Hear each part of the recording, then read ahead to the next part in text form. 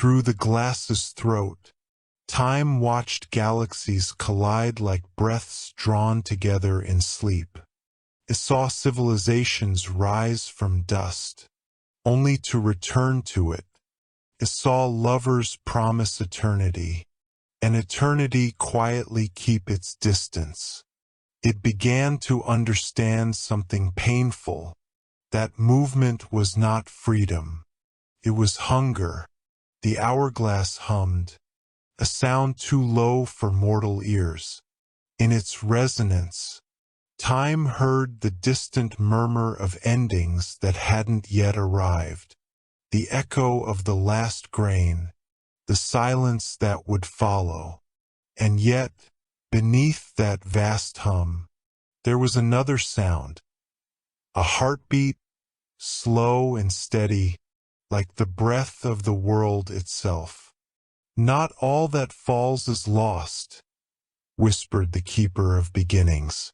From the upper bulb, her hand stirred the sand gently, renewing the flow, making the past fall again as if for the first time. The keeper of endings watched from below. "Not all that rests is dead," he murmured. His palm caught the newest grain, cradling it like a newborn star. And between them, time, caught forever in the throat, felt something close to love. The sand fell, but slower now, heavier. It was no longer a song. It was a memory. The reflection in the glass faded, leaving only the hum of what must continue. And time whispered, almost too quietly to be heard, "If I stop moving, will I finally be free?" The hourglass gave no answer. But for the first time since the dawn of creation, time wondered whether eternity was a circle or a cage. Welcome to sleep with myth. Close your eyes and let the world fade away. Tonight we drift beyond time, where gods dream and stories remember their light. Before the first clock found its tick, before stars learned to count their own fires, there was only a hush, the long breath between never and always. In that hush stood an hourglass with no sand, its throat a silent throat, its bulbs empty and endless like two mirrored skies. The cosmos stared into it and saw nothing. The nothing stared back and remembered everything. They called it the Hourglass of Eternity, not because it measured time, but because time measured itself against it and felt small. A wind without origin crossed the void and poured the first grains into the upper sky. Each grain carried the ghost of a future. A song not yet sung, a tear not yet shed, a sunrise that would one day touch a sleeping face. The hourglass brightened. The first grain fell. With that whisper, before and after were born. The grain slid through the narrow throat like a comet through a cathedral. Where it passed, distances learned to stretch. Echoes learned to arrive late. A second grain followed, and memory opened its eyes. The third taught shadows to move. The fourth gave names to waiting. Time woke up, startled by its own heartbeat. Who am I? It wondered.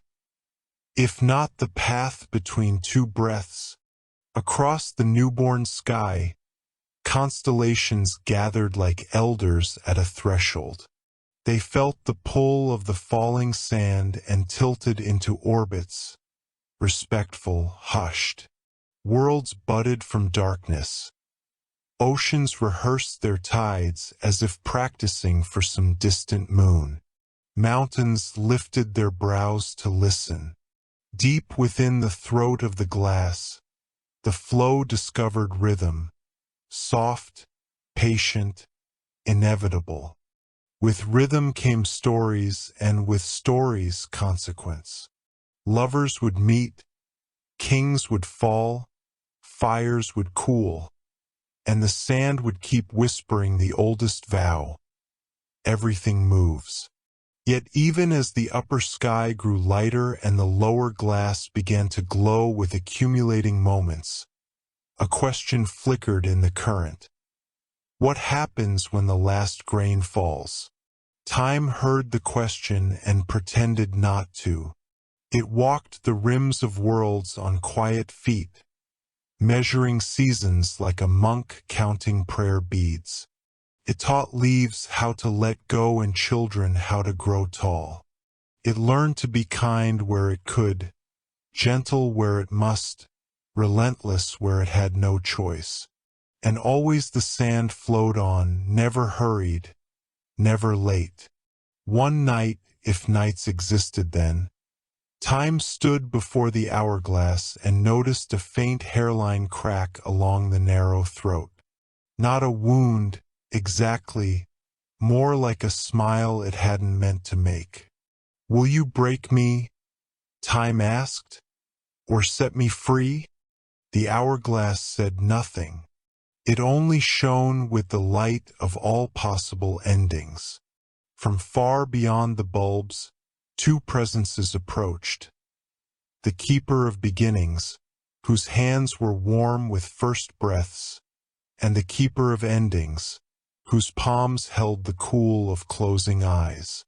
They did not speak. They stood on either side of the glass like bookends for the unwritten. Time bowed to both. Beginnings placed a single bright grain on Time's tongue. Endings caught the grain as it fell. Between them, Time understood. It was the bridge, not the shore. A tide stirred in the lower bulb. Moments already lived, settling into galaxies of memory. In the upper bulb, the future clustered like unfallen rain. The throat between them hummed, a violin string tuned to the pitch of destiny. "Not yet," Time whispered to the crack. "Not yet." And the hourglass in its silence agreed. Somewhere, a child would one day ask why sunsets make people quiet. Somewhere, an old traveler would finally put down their pack. Somewhere, the last leaf would cling to the last branch, bargaining for one more dawn. Time promised to be there for all of them, the way a shore promises to be where the wave becomes itself. But in the place where promises are forged, the question still burned. What happens when the last grain falls, and the hourglass sees its own end? The sand did not answer. It only continued to fall, soft as a lullaby, sure as a heartbeat, teaching the universe how to sleep between moments and wake as a story. The flow continued. Each grain of sand fell like a prayer, each one a heartbeat in a language older than sound. Within the narrow throat of the glass, time became a river, not rushing, not still, just endlessly remembering. Time wandered through its own reflection, feeling the pull of what had been, and the ache of what would be. The throat of the hourglass was its own kind of temple, a place where every instant must pass alone. To prove it was real, it was here that time first saw itself. In the shimmer between falling grains, there was a reflection, a face not quite formed, a shape made of hesitation. It was neither young nor old, neither beginning nor end. It was the moment before knowing. "Are you me?" Time asked. The reflection smiled, as though the question had been waiting for ages to be spoken. "I am what you fear," it said softly. "The moment you stop moving, The words struck like lightning through silence. The sand trembled as if it too had heard. But time did not stop, could not stop. The river thickened with memory. Grains that once gleamed with light began to darken. The memories of loss, the weight of waiting. Even gods, when they were born, would forget that every beginning carries the echo of its end. Light poured through the cracks of the hourglass, filling the void with golden dusk. Every grain became a new dawn, each moment reborn as possibility. The universe inhaled. For one breath, there was neither past nor future, only the shimmer of becoming. And in that breath, time saw itself, infinite, patient, awake. The keeper stepped back. His task was done. He had watched the end and found it beautiful. As he faded into the glow, his voice lingered in the silence between stars. Sleep now until the first dream returns. The light dimmed, the sands settled, and time slept, dreaming of its own beginning. Thank you for listening to Sleep with Myth. There are moments when silence feels heavy enough to breathe. That was how the shadow came to be. Not born, not summoned, but exhaled by time itself. As the grains fell, one after another, a dark mirror formed beneath them, not of light, but of absence. It was the memory of what time had refused to remember. Each grain that passed through the throat of the hourglass cast a shadow, and in those shadows something watched.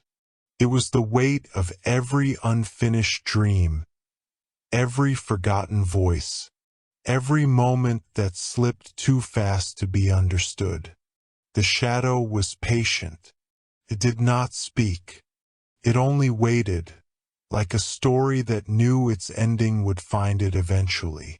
Time could feel it now, a pull from beneath, subtle but constant, like a thread being tugged through the fabric of eternity. "What are you?" Time asked the darkness.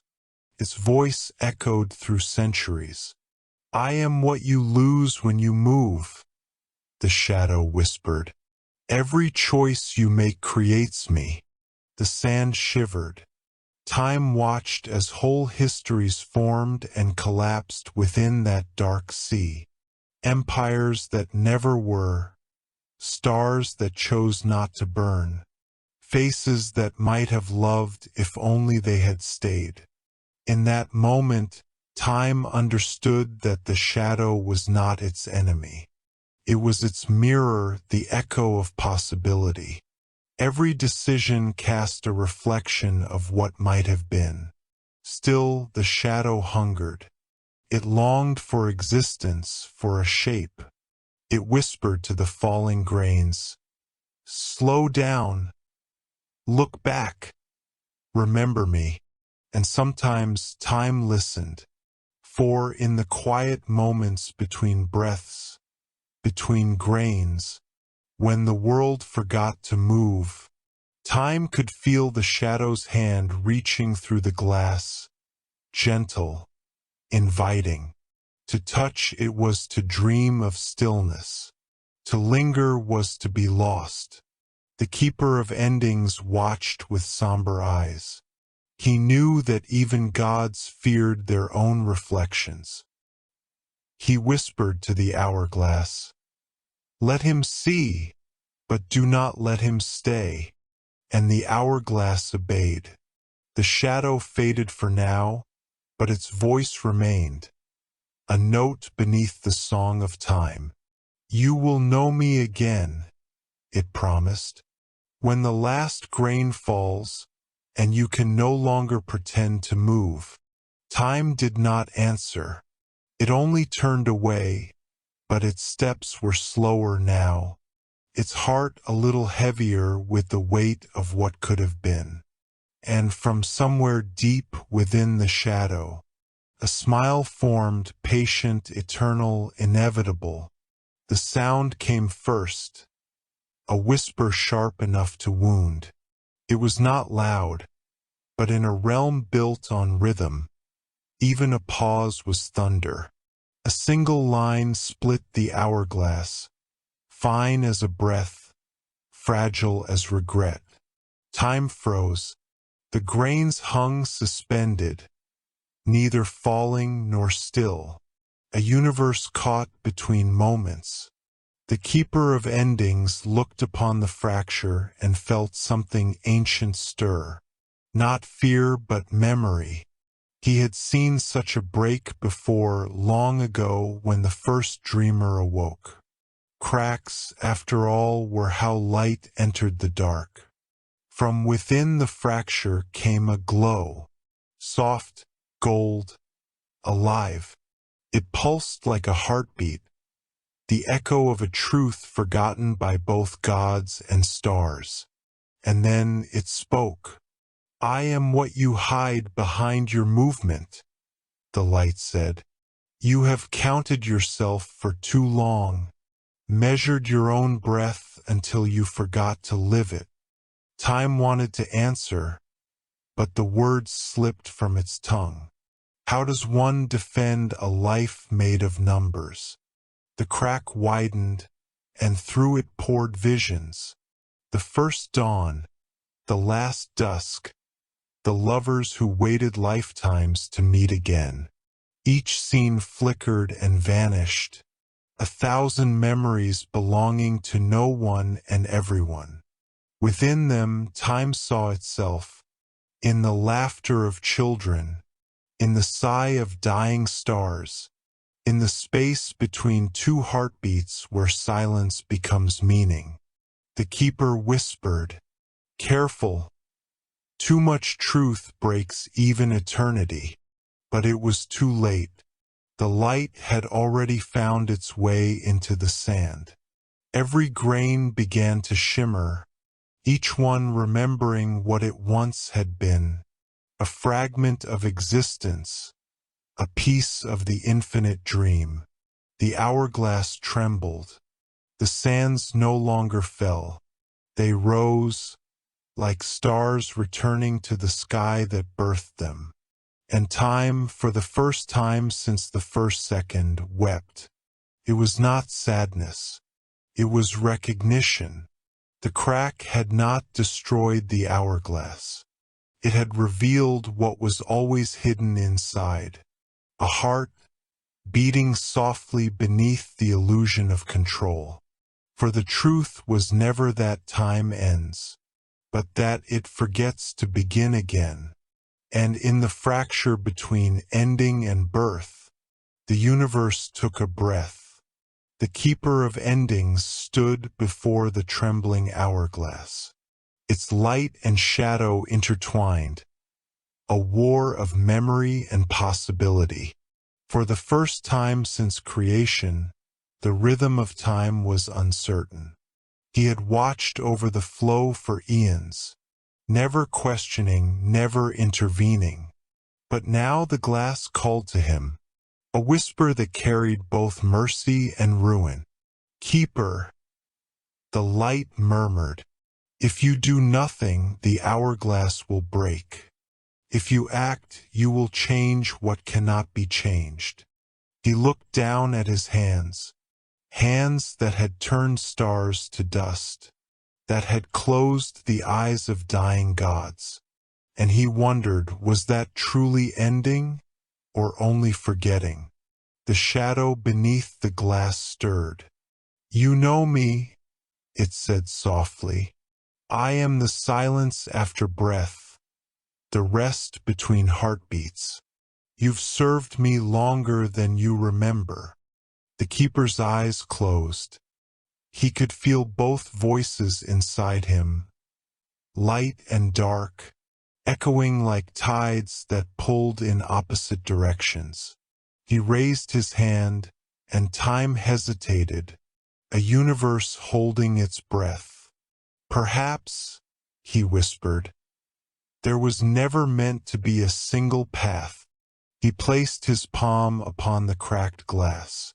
The light burned, the shadow reached, and for a moment both merged, creation and destruction singing the same note. Every grain of sand trembled, remembering every life, every dream, every forgotten moment. The universe rippled like water touched by wind. Then came silence. When he opened his eyes, the hourglass was whole again, but changed. The sands within now shimmered in colors unseen, each grain glowing with its own heartbeat. He had done the unthinkable. He had given the hourglass choice. No longer would time simply fall. It would wander, hesitate, remember. Moments would learn to dream of themselves. The keeper fell to his knees, not in despair, but in awe. He whispered into the glowing glass, "Be kind with what I've given you. Dream gently of what you end." And from deep within the sands came an answer, a soft hum, warm and endless. "I will." The last grain of sand trembled. It hung between descent and stillness, a single heartbeat that held the weight of all creation. The keeper watched as the universe dimmed. Stars slowed their pulse. Galaxies turned like ghosts. Everything that had ever been, from the laughter of mortals to the prayers of dying gods, waited. He placed his hand upon the hourglass one final time. "Will you end now?" he asked softly. The glass shimmered, alive with memory. From within, a whisper replied, "I will end only to begin again." The keeper smiled. He understood then the purpose was never to stop the fall, but to teach even endings how to dream.